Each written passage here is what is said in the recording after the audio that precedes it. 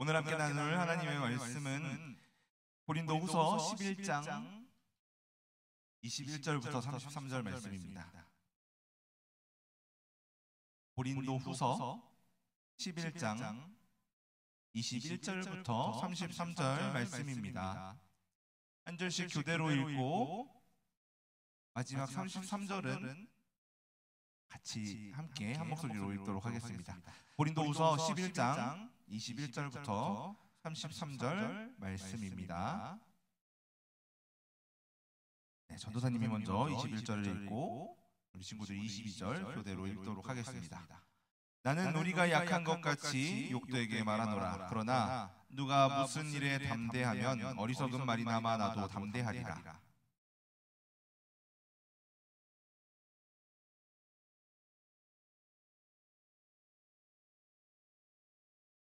그들이 그리스도의 일꾼이냐 정신없는 말을 하거니와 나는 더욱 그러하도다. 내가 수고를 넘치도록 하고 옥에 갇히기도 더 많이 하고 매도 수없이 맞고 여러 번 죽을 뻔하였으니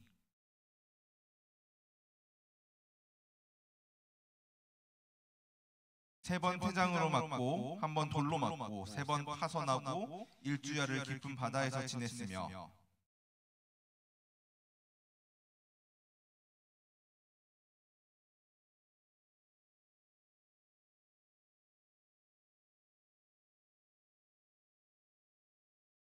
또 수고하며 애쓰고 여러 번 자지 못하고 줄이며 목마르고 여러 번 굶고 춥고 헐벗었노라.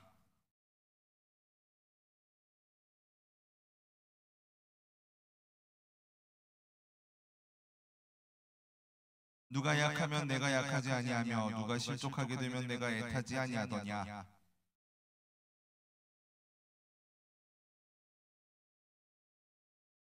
주 예수의 아버지 영원히 찬송할 하나님이 내가 거짓말 아니하는 것을 아시느니라.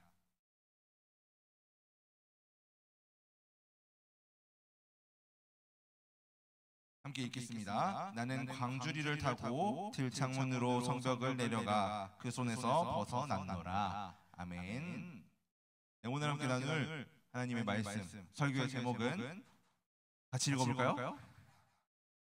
네, 약함을 자랑하라. 친구들, 6월 3일 혹시 무슨 날인지 아나요? 네, 잘하네요. 최근 들어본 대답 중에 가장 활기찬 대답인 것 같아요. 네. 그림은 지금 미국으로 돼 있긴 하지만 이거는 예시로 보여주는 거기 때문에 참고만 하고 맞아요. 우리나라의 대통령을 뽑는 선거날이죠. 선거날이 되면 후보들은 뭘 하죠? 선거가 되기 전에 운동을 하죠. 선거 운동을. 그렇죠? 선거 운동을 하면서 자신이 얼마나 잘 준비가 되어 있고 내가 대통령이 되면 이 나라를 위해서 얼마나 할 수 있을지 다른 사람들에게 알리는 이 투표권을 가지고 있는 사람들에게 알려주는 선거 운동을 해요. 이때 후보들이 말하는 게 주로 어떤 내용들인가요? 저 공약. 이 공약은 어떤 내용이에요? 네, 앞으로 내가 이 나라를 위해서 어떻게 할 건지, 나의 장점은 무엇이고 이것들을 활용해서 어떻게까지 할 수 있는지 자기가 가지고 있는 장점들을 자랑하는 거죠. 그런데 반대로 후보자가 자신의 약점을 드러내면서 사실 저는 이런 게 부족해요 라고 말하는 경우가 있나요? 없는 것 같아요. 오히려 약점을 감추고 싶어하고 자신을 자랑하면서 다른 후보를 깎아내리는 그러한 선거운동의 모습들을 많이 볼 수 있는 것 같아요. 친구들, 이거는 대통령 선거에 나온 이 후보들만의 일인가요? 우리도 그런 것 같아요. 우리도 그렇지 않나요? 다른 친구들 앞에서 내가 잘하는 거는 자랑하고 싶고 내가 잘 못하는 거는 좀 감추고 싶지 않나요? 아니에요? 오, 멋진데요? 보통은 그래요. 우리 정우는 약한 모습도 다 드러낼 수 있어요라고 이렇게 자신 있게 이야기했지만 보통 우리 친구들 나는 이런 부분 잘하는 부분이 있으면 이런 부분을 친구들에게 자랑해요. 그리고 잘못하는 부분을 숨기죠. 그런데 오늘 말씀에서는 자신의 약함을 부끄러워하지 않고 오히려 자랑하는 사람이 나오죠. 누구예요? 사도 바울. 사도 바울. 바울은 왜 자신의 약함을 숨기지 않고 자랑했을까요? 우리 오늘 말씀을 통해서 배워보도록 하겠습니다. 우리 친구들 집중하고 있죠? 오늘은 고린도후서에 나오는 가장 심각한 문제에 대해서 같이 나눌 거예요. 이 문제는 거짓 사도에 대한 문제였어요. 우리가 지금 고린도전서부터 고린도후서까지 계속 고린도 교회에 대한 이야기를 하고 있어요. 고린도 교회가 어떤 교회였어요? 누구예요? 모른다고 한 친구는 예배 후에 전도사님과 따로 성경 공부하도록 하겠습니다. 좋습니다. 네. 고린도 교회에는 문제가 많이 있었어요. 우리 기억나나요? 맞아요. 막 싸웠어요. 분열했어요. 또 무슨 문제가 있었을까요? 모르죠. 다른 문제도 많이 있었어요. 우상 숭배에 대한 문제도 있었고 음란함에 대한 문제도 있었어요. 또 그 외에도 여러 가지 문제들이 있었어요. 자, 이 문제들 때문에 바울은 편지를 써서 바울의 동역자였던 디모데에게 들려서 고린도 교회에 보냈어요. 그런데 이 고린도전서를 들고 디모데가 갔는데 문제가 해결이 됐을까요? 문제가 해결이 안 된 거예요. 그래서 바울이 급하게 자신의 전도 여행 계획을 변경해서 고린도 교회에 방문을 한번 했어요. 하지만 이 바울의 방문에도 불구하고 고린도 교회의 문제는 해결되지 않았어요. 바울은 실망하면서 돌아왔고 다시 전도 여행 중에 한 번의 편지를 고린도 전서와 후서 사이에 우리에게 남아있지 전해지고 있진 않지만 편지를 하나 더 써서 보냈어요. 이번에는 바울의 동역자였던 디도에게 들려서 보냈어요. 이번에는 어떻게 됐을까요? 디도가 돌아왔는데 이런 소식을 들고 온 거예요. 고린도 교회 성도들이 회개했습니다. 바울이 이 소식 들었을 때 어땠을까요? 기뻤어요. 문제들이 해결되어 가고 있었거든요. 고린도 교회 성도들은 자신들의 잘못을 깨달았고 많이 회개했어요. 그런데 그 기쁨이 오래가지 못했어요. 새로운 문제가 생긴 거예요. 이전의 문제는 교회 내부에서 발생한, 교회 성도들 사이에서 발생한 또 성도들이 가지고 있던 문제들이었지만 이번의 문제는 교회 바깥으로부터 교회 안으로 들어온 문제였어요. 어떤 문제라고요? 우리 이거 방금 설교 시작 부분에 한번 새로운 문제가 있다고 이야기했는데 기억하는 친구 있나요? 거짓 사도. 거짓 사도들에 대한 문제가 생긴 거죠. 이 거짓 사도들은 겉으로 보기에는 되게 그럴듯해 보였어요. 멋져 보였어요. 그런데 사실은 이 사람들은 자신들을 높이는 데 관심이 있었고 자신들을 높이기 위해서 바울을 깎아내리면서 자신들을 자랑했어요. 그리고 이 교회 안에, 고린도 교회 안에 올바로 된 복음이 아니라 잘못된 것을 가르치기 시작한 거예요. 교회는 혼란해지기 시작했겠죠. 그들은 거짓 사도들은 바울을 여러 가지 말을 가지고서 비방했어요. 바울은 편지는 잘 쓰지만 실제로 만나보면 보잘것없는 사람 아닙니까? 말솜씨도 별로 안 좋아요. 당시 사람들은 외형적인 조건을 되게 중요시 여겼거든요. 그리고 사회적으로 성공하는 그런 모습들도 굉장히 중요하게 여겼어요. 특히나 이 고린도 지역에는 고대 그리스 철학과 수사학이 발전된 도시였는데 말을 잘하는 것, 설득력 있게 연설하는 것 이런 게 굉장히 중요하게 여겨지던 도시였어요. 그걸 잘하는 사람들이 사람들로부터 존경도 받았고요. 자, 이 기준을 놓고 보면 바울은 언변이 화려하지 못해요. 그래서 존경받을 만한 사람이 아니라는 거죠. 또 다른 문제를 가지고 바울을 비방했어요. 바울이 후원을 사람들로부터 후원받지 않는다는 거예요. 이 고린도 지역에서 연설을 하고 강연을 하고 난 뒤에 사람들이 정말 이게 멋지다고 정말 잘한 정말 가치 있는 강연이었다라는 생각이 들면은 사람들이 자신의 돈을 강연자에게 후원하는 그런 문화가 있었어요. 그런데 바울은 사람들로부터 그런 후원을 받지 않았거든요. 그래서 거짓 사도들이 이렇게 얘기하는 거예요. 보세요, 바울 후원 안 받잖아요. 본인도 아는 거예요. 자기가 말하는 게 가치가 없다는 걸. 이렇게 바울을 비방했어요. 그런데 바울이 후원을 받지 않은 이유가 뭘까요? 뭐라고요? 하나님 때문에? 저 하나님 때문에. 바울은 고린도 교회 사람들이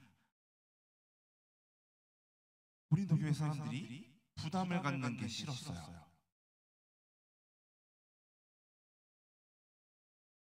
아직은 믿음이 성장하지 못한 연약한 상태에 있는 사람들이 이 부담까지 지게 하는 게 바울은 원하지 않았던 거죠. 복음이 또 돈과 연결되는 것도 바울은 원하지 않았던 거예요. 그런데 거짓 사도들은 이런 바울의 행동들이 그 바울이 전하는 것을 신뢰할 수 없게 만드는 거고 가치가 없다라고 비방한 거죠. 그러면서 그들은 자신들을 자랑했어요. 우리 같이 22절 말씀을 한번 읽어보도록 하겠습니다. 시작. 그들이 이스라엘인이냐? 나도 그러하며 그들이 아브라함의 후손이냐? 나도 그러하며. 지금 하는 말은 바울이 이야기하고 있는 거예요. 하지만 우리 바울이 이야기하는 걸 보면은 그들이 뭐라고 자랑하고 있는지를 볼 수 있어요. 그들은 자신들이 히브리 사람이라고 자랑하고 있고 이스라엘 사람이라고 자랑하고 있고 또 뭐라고 자랑해요? 아브라함의 후손이라고 자랑하고 있는 거예요. 우리는 하나님으로부터 선택받은 특별한 사람들입니다. 그러므로 이방인 출신인 당신들보다 우리가 영적으로 뛰어난 사람들입니다. 우리의 말을 들어야 됩니다. 라고 자랑을 하는 거죠. 거기다가 바울과는 다르게 이들은 화려한 언변을 가지고 가치 있는 말, 자신들의 기준에서 후원을 받을 수 있는 그런 말을 전하고 있었다는 거죠. 이들이 지금 자랑하고 있는 것은 세상적인 기준이었어요. 당시 고린도 지역에서 유행하고 있었던 문화에 따른 세상적인 기준이었다는 거죠. 바울은 이들의 말에 어떻게 반응했을까요? 무시했어요. 바울은 이렇게 자신들이 뛰어나다고 자랑하는 저 사람들처럼 하지 않았어요. 거짓 사도들처럼 자신이 가지고 있는 자랑거리를 가지고 사람들 앞에 나가서 변명하지 않았어요. 그럼 바울이 자랑할 거리가 없기 때문에 그렇게 하지 못한 걸까요? 오늘 지금 읽은 말씀처럼 바울 나도 그러하며 나도 그러하며 나도 그러하며 라고 말하고 있어요. 바울 역시 히브리 사람이고 이스라엘 사람이고 아브라함의 후손이에요. 우리 친구들 바울의 혈통에 대해서 혹시 알고 있나요? 바울이 어떤 사람인지 우리 빌립보서 3장 5절 말씀을 전도사님이 읽어주도록 하겠습니다. 앞에 화면을 보면서 같이 눈으로 읽어보면 좋을 것 같아요. 나는 8일 만에 할례를 받고 이스라엘 족속이요 베냐민 지파요 히브리인 중에 히브리인이며 율법으로는 바리새인이요. 우리 빌립보서 3장 5절에 보면 바울은 자신에 대해서 이렇게 이야기하고 있어요. 나는 이스라엘의 베냐민 지파 사람이고 태어난 지 8일 만에 할례를 받은 율법대로 살아온 사람입니다. 또 율법으로는 바리새인이에요. 바울 역시 히브리인 중에 히브리인이었어요. 율법으로도 힘이 없는 사람이었어요. 거짓 교사들이 자랑하는 그 모든 조건을 바울 역시 가지고 있었다는 거죠. 그뿐인가요? 바울은 당시 그 사회, 그 시대에서 가장 뛰어난 랍비 가말리엘이라는 랍비에게서 직접 배웠어요. 또 바울은 로마라는 초강대국의 시민권을 가진 사람이었어요. 오히려 거짓 사도들이 자랑할 것보다 사회적으로 자신의 혈통과 조건들은 자랑할 게 더 많다는 거예요. 그러나 바울이 자랑하는 것은 이런 것들이 아니었어요. 오히려 바울이 자랑한 것은 그가 겪어온 고난들, 그가 겪어온 약함이었어요. 우리 지난주에도 같이 나눴어요. 바울의 사역은 뭐의 연속이었죠? 고난의 연속이었어요. 많은 사람들이 예수님을 믿게 되었지만 바울은 고난을, 그런 사역들 가운데 계속해서 고난을 겪어왔어요. 감옥에도 갇혔어요. 매도 맞았어요. 돌에 맞아서 죽을 뻔했어요. 배는 난파돼가지고 바다에서 표류하기도 했어요. 강도들에게 위협을 받았고 제대로 잠도 못 자고 먹고 마시지도 못했어요. 굶주렸고 추위 속에서 지냈어요. 그런 고난 중 하나에 대해서 바울은 11장 32절과 33절에서 이야기하고 있어요. 그 내용은 바울은 그리스도인들을 잡기 위해 다메섹에 가다가 누구를 만나게 됐죠? 예수님을 만나게 됐어요. 원래 바울이 예수님 믿는 사람을 잡는 사람이었어요. 그래서 열심히 예수님 믿는 사람을 잡으러 가다가 그 가는 길에서 예수님을 만난 거예요. 예수님을 만나고 바울의 눈이 멀게 됐어요. 눈이 멀었다가 회복이 되었고 예수님을 나의 구주로 믿게 되는 일이 사도행전 9장에서 나오고 있어요. 그 사건이 일어난 후에 바울이 바로 한 일이 무엇이었을까요? 이런 예수님을 만나는 일이 일어난 다음에 바울이 바로 이어서 한 일은 바로 자신이 예수 믿는 사람을 잡으러 다메섹에 가려고 했었는데 돌이켜서 다메섹에 예수님을 전하는 거였어요. 그러나 바울의 그러한 행동은 위기를 맞이했어요. 그곳에 있던 유대인들이 바울을 죽이려고 한 거예요. 바울은 그때 바구니에 타서 성벽을 내려가 도망갔어요. 사도행전에 이러한 내용들이 기록이 되어 있고 오늘 읽은 고린도후서 11장 끝에도 이 사건이 기록이 되어 있죠. 바울은 이 이야기를 왜 하고 있을까요? 자신이 고난당한 이야기 왜 하고 있을까요? 우린 30절 말씀을 한번 같이 읽어보도록 하겠습니다. 함께 읽겠습니다. 시작.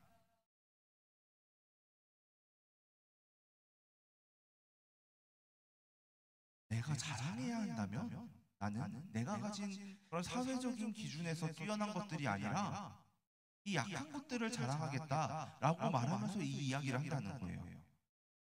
왜죠? 그냥 내가 가지고 있는 뛰어난 것들을 자랑하는 게 더 효과적이지 않을까요? 그 거짓 사도들이 자신이 잘하는 것들, 자신의 조건이 뛰어난 것들을 자랑했는데 나는 너희들보다 이렇게 더 뛰어나 라고 말하면 되지 않을까요? 만약에 바울이 그렇게 했다면 누가 자랑의 대상이 되는 거예요? 바울이 높여지는 대상이 되겠죠. 거짓 사도들과 똑같아지는 거예요. 바울은 그렇게 하지 않았어요. 하나님께서 이 고난들 가운데, 바울이 겪어온 고난들 가운데 일하신 경험들을 바울은 겪어왔고 그것을 지금 자랑하겠다고 말을 하는 거죠. 하나님은 분명히 바울의 고난 상황들 가운데 복음을 계속해서 전하게 하셨고 그 고난들 중에서도 하나님의 복음이 전파되도록 하셨기 때문이에요. 많은 어려움이 있었고 목숨을 잃을 정도의 고난 가운데서도 하나님은 하나님의 복음이 전파되는 것을 할 수 있도록 바울을 지켜주셨고 그 일을 이뤄갈 수 있도록 하셨기 때문이라는 거죠. 결국 바울이 이야기하고 싶은 거는 거짓 사도들은 자신이 얼마나 대단한지 자랑하지만 나는 내가 겪은 이 고난들을 바라보니 나의 연약함 속에서 일하시는 하나님이 얼마나 위대한지 알게 됐다는 거예요. 그래서 나는 이 약함 가운데 일하시는 하나님을 자랑한다는 거죠.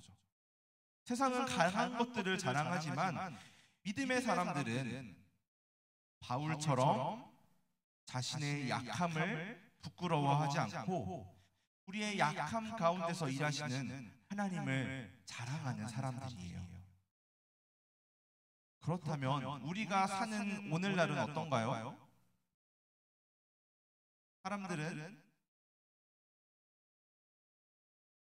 사람들은 여전히 자기가 가진 것들을,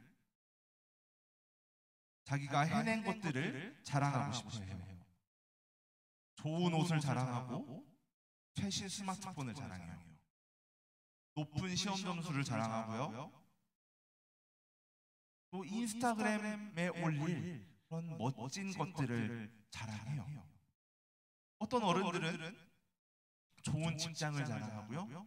좋은 차를 자랑하고요. 좋은 집을 자랑하고요. 내 자녀들이 얼마나 이렇게 잘 되고 있는지를 자랑해요. 왜 그럴까요? 그들의 자랑거리가 나를 특별하게 만들고 다른 사람들 앞에서 인정하게 한다고 생각하기 때문이에요. 우리 친구들의 자랑거리는 무엇인가요? 모르겠어요.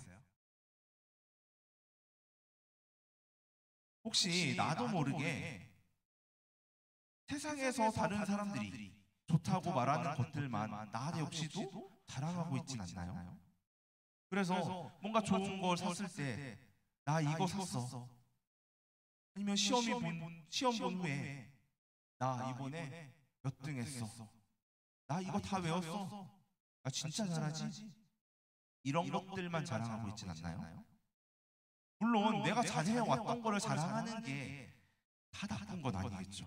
하지만 정말 중요한 건 그 자랑들을 통해서 누가 높임을 받고 있냐는 거죠. 우리가 진짜로 자랑해야 할 대상은 예수님이에요.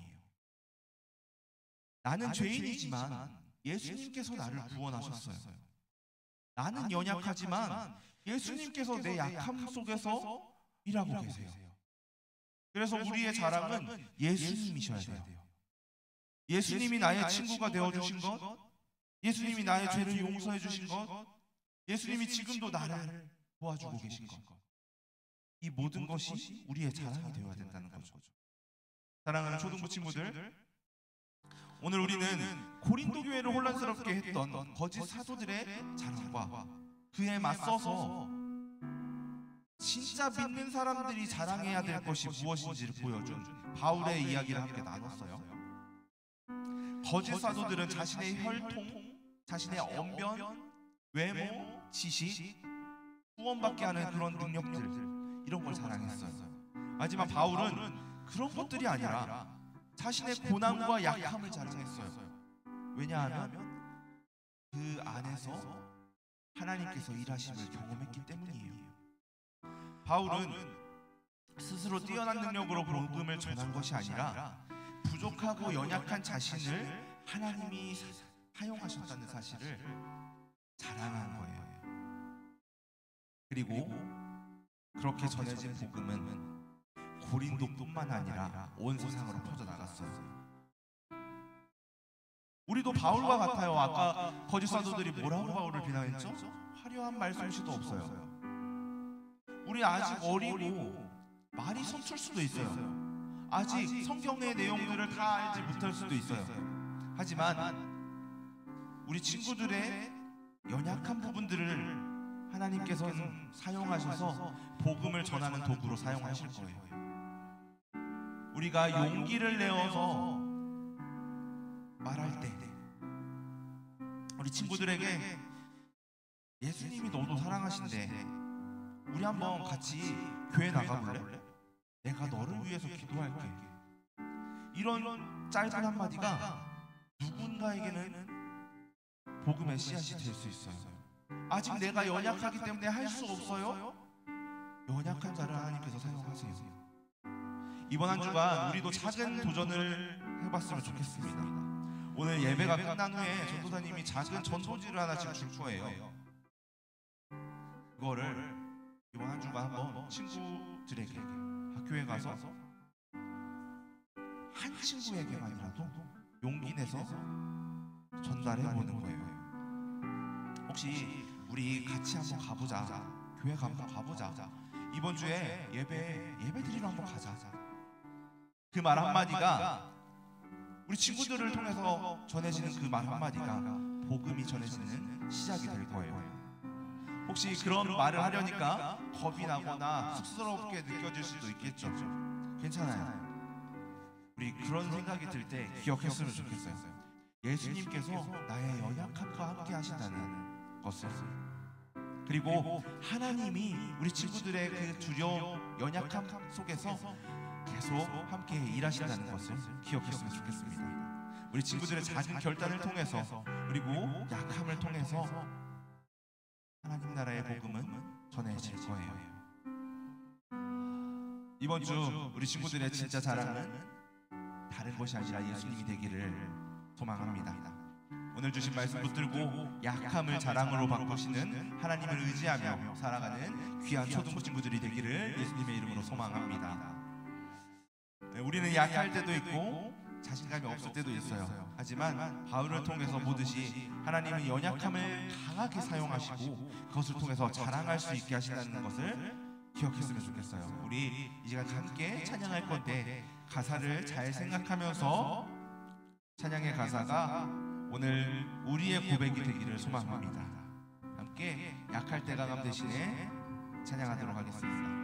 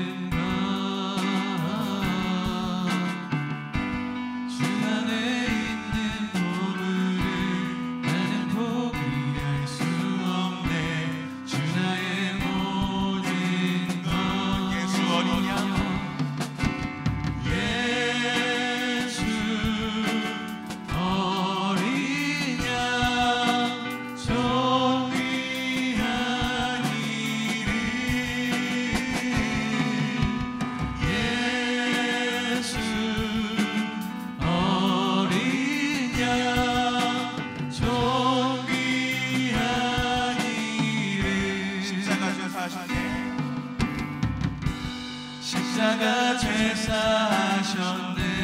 주님의 이름 찬양해. 주 나의 모든 것. 쓰러진 나를 세우고 나의 빈잔을 채우네. 주 나의 모든 것. 예수 어린 양, 예수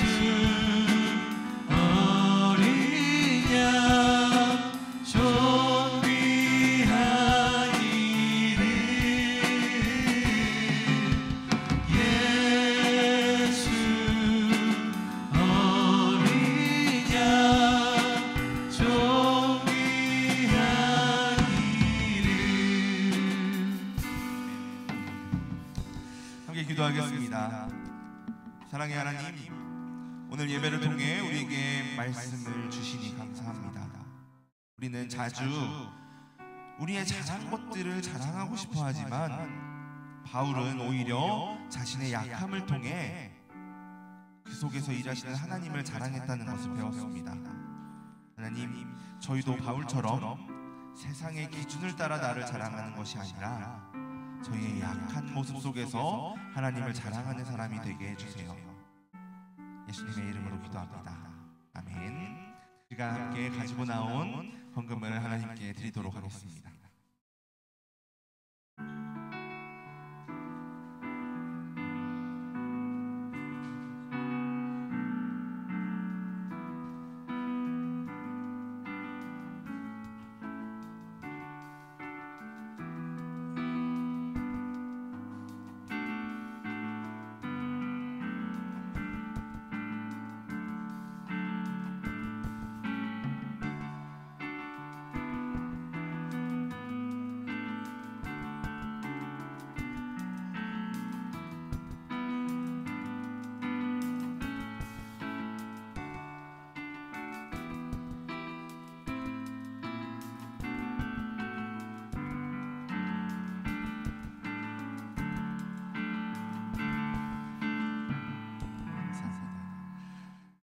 우리 함께 기도하겠습니다. 우리의 자랑 되시는 하나님 감사합니다. 오늘도 하나님의 은혜로 불러주셔서 하나님께 예배할 수 있게 하시니 감사합니다. 하나님 앞에 나온 귀한 우리 초등부 친구들이 감사의 마음을 담아 가진 것을 하나님 앞에 드렸습니다. 드려지는 헌금이 하나님 보시기에 아름다운 곳에, 꼭 필요한 곳에 사용되게 하시고 하나님 나라가 확장되고 복음이 전파되어가는 귀한 일들에 사용되게 해주세요. 하나님, 이번 한 주 동안 저희가 예수님을 자랑하고 복음을 전할 용기를 낼 수 있도록 도와주세요. 단 한 명의 친구에게라도 복음을 전해볼 수 있는 작은 용기 주셔서 예수님이 너도 사랑하셔 한마디 말할 수 있도록 도와주세요. 약한 저희를 통해서도 하나님의 복음이 전해지도록 도와주세요. 한 주간 저희가 진짜 자랑해야 할 분이 예수님임을 고백하는 우리 초등부 친구들 다 될 수 있도록 주님 인도해 주세요. 감사드리며 예수님의 이름으로 기도합니다. 아멘. 우리 예수님께서 가르쳐 주신 기도로 예배 마치도록 하겠습니다. 하늘에 계신 우리 아버지여, 이름이 거룩히 여김을 받으시오며 나라의 임하옵시며 뜻이 하늘에서 이룬 것 같이 땅에서도 이루어지이다. 오늘날 우리에게 일용할 양식을 주옵시고 우리가 우리에게 죄 지은 자를 사하여 준 것 같이 우리 죄를 사하여 주옵시고 우리를 시험에 들게 하지 마옵시고 다만 악에서 구하옵소서. 내게 나라와 권세와 영광이 아버지께 영원히 있사옵나이다. 아멘.